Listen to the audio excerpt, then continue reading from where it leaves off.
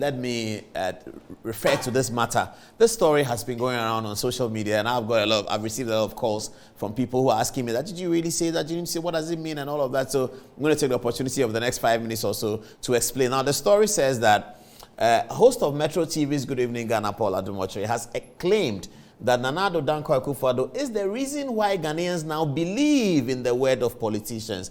Okay, Akufo Addo is the reason why Ghanaians now trust politicians. So that's a Ghana web story, and I just want to take the opportunity to explain. I guess that I made these statements during a conversation, I believe, on TV3 or so. So let me explain to you why I'm saying that. Okay, the point I want to make is that when politicians campaigning in 2020 and campaigning in 2024 say something, say they will do something, they will legalize Okada, they will pay university, first-year university fees. People can associate with it because of what happened in 2017. So I'm going to show you what used to happen and what happened in 2017, and then you can make a decision whether I was right or wrong. Okay, so this is 1992 politicians.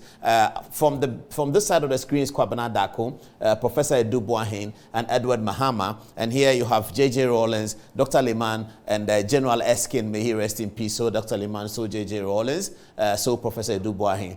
The rest are still happily with us. Okay, so this is the 1992 set of politicians. Now, in those days, coming from the early politics of the 60s and the 70s and the late 70s, politicians made promises. Some of it were completely ridiculous in parliamentary elections and all that. Sometimes they said, for instance, that they will take the sea to Kumasi and they will take the sea to Tamale and that kind of thing. All of these things were said.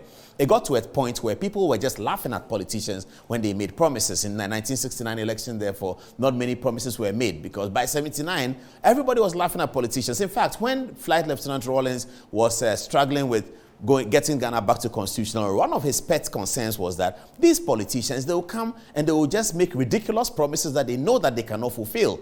And then they will take the people down the line and the alley of deceit. That's what Rawlings used to say in those days when he was struggling with coming back to constitutional rule. So in 1992, when he ran the first election, he didn't promise anything. And anyone who promised was laughed. Kwabena Dako promised something like Ghanaians will have 1 chicken a day or something like that. People were laughing at him. Professor Edu Boahen didn't promise much. He was fighting the regime. Edward Mahama, the PNC, you couldn't promise. So that was the story of 1992 because by 92, Ghanaians were very upset and angry actually with politicians who were coming to campaign and say, I'll do this, I'll do that, and it doesn't happen.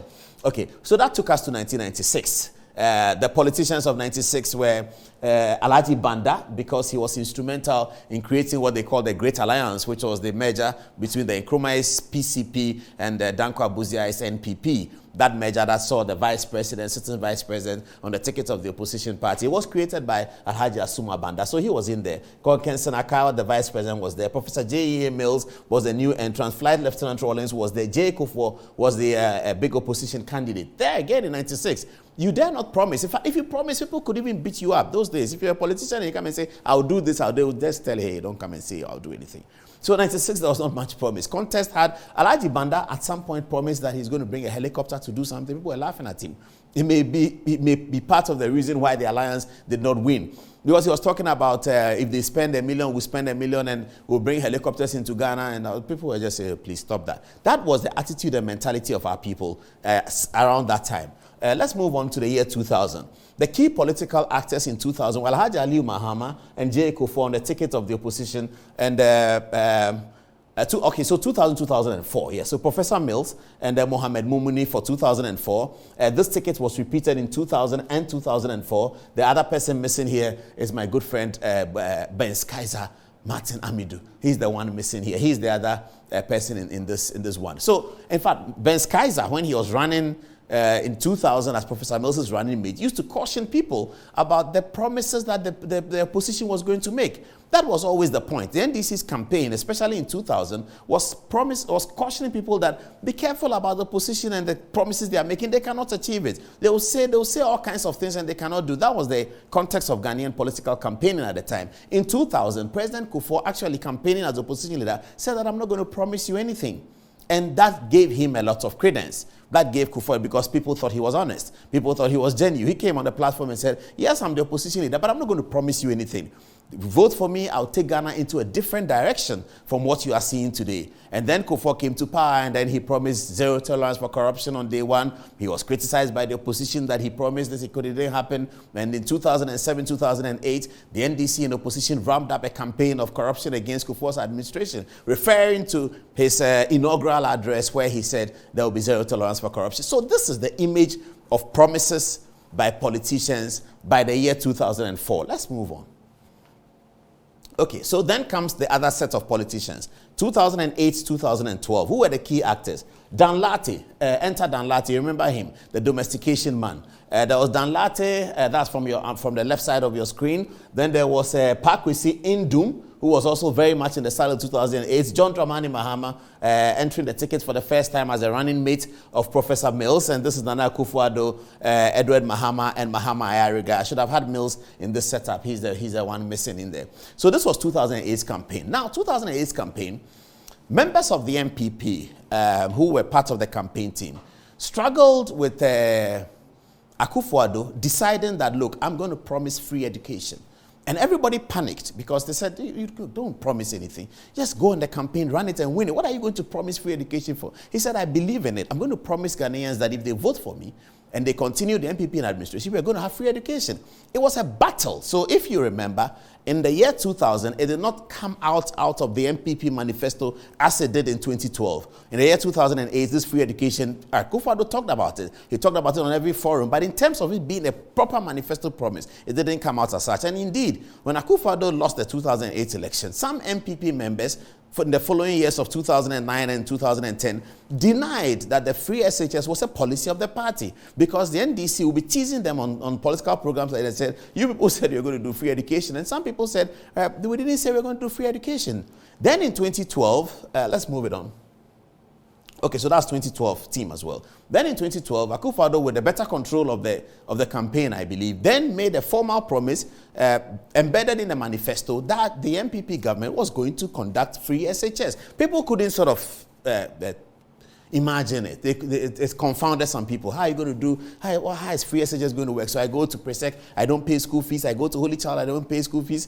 What does that mean? Some people laughed at it. But Akufo Addo continued to pound it and said that I'm going to do it. So he was kind of identified with free SHS. So the only real political promise that had occurred in the history, the recent history of our country in 92, 96, in 2000, if I ask you, which political promise do you remember? You won't remember any. The one you remember is that Akufo Addo promised free SHS. And then you will come and remember the 2020 promises, Okada and free university first year education and all of that. Okay, so I'm coming to the point. So this was 2008 and 2012. Let's move to 2016. 2016, of course, the key protagonists, John Dramani Mahama and Nana Akufo Addo. Nana Akufo Addo continued and said, hey, I said I will do free SHS. I've been saying it from 2008. I will do it. Okay, people thought, let's give it a try. And then in 2017, free SHS launched. Never mind that it's launched in year one. It's launched, and people are surprised. And so the MPP people made songs about it and all of that. It is at that stage that people said, oh, really? The guy said he would do free SHS, so he did it. So then in 2020, President Mahama, who had never promised anything in 2008, 2012, 2016, now promised that I will make Okada free. And people believed it. They believed it because they have seen free SHS being promised, it's been done. President Mahama's campaign said that first-year university education will be free, and people believed it. People voted for President Mahama in 2020 because they believed it. They wouldn't have voted for a promise in 96, in 2000, 2004, because it was bastardized. Politicians' promise was bastardized. But now, a politician promised, they saw that Akufo Addo promised free SHS, and he did it. He's the only politician who has promised something and done it since 1969. That's the history of our politics. That's the data. So you can challenge me on that, no problem. But the data is there. Check from 1969's campaign, and we have, that we have done this. We have looked at all the campaigns. 69, 79, up to 2017.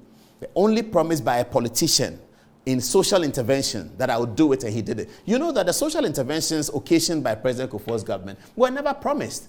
President Kufuor didn't promise national health, no. In fact, Edward Mahama of the PNC has been taking credit for the national health insurance because he said he used to talk about it. President Kufuor didn't talk about it. Once he came into government, they organized it and they said they would do it, and they did it. But they didn't promise it. It was Akufo Addo who said, I will do free SHS, and he did it. For that reason, today, if President Mahama says, okay, Somebody has done free SHS. In 2024, I'm taking it to free university. I'm telling you, people are going to vote for him because of that. Because now they've seen it happen. That's the point I was making. So that's the point I was making here. That Nana Addo Dankwa Akufo Addo is the reason why Ghanaians now believe the word of politicians. And this is the data to back it. This is the evidence to back it. This is the narrative to back it. So you can make your choice. 2008, recent as 2008, NDC promised one-time premium health. It collapsed. They couldn't do it.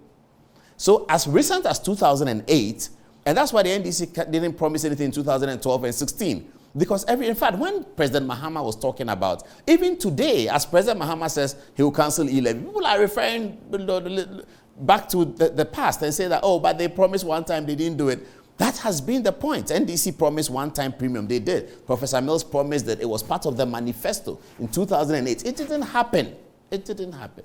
So people know that politicians just talk. They promise, they don't do it. Akufo Addo is the only one that stands away from that in respect of free SHS. In fact, President Akufo actually said, and the videos are there, that he's not going to promise anything. He will take Ghana on a different direction from what Ghana has seen with Rawlings. So those who liked what Ghana has seen with Rawlings can stay there. Those who think Ghana needs a different direction must vote for the MPP. That's how President Akufo rode into power.